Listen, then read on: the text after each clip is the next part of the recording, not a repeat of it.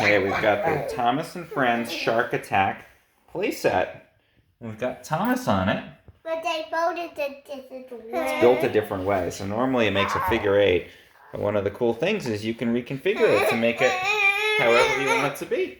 We've got the waves, the multicolored tracks, and there's Thomas on it. We've got cool bridges and the switches coming out here. Now I need to get where so not put me in a video. Okay, there he goes along the track. Just gonna cruise under there. I wanted to go. Can reverse him.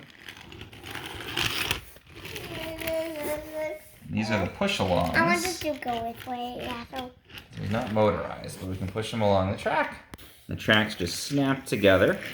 Push them together. A little harder to snap than the newer Trackmasters, but they work. And there goes Thomas down the hill.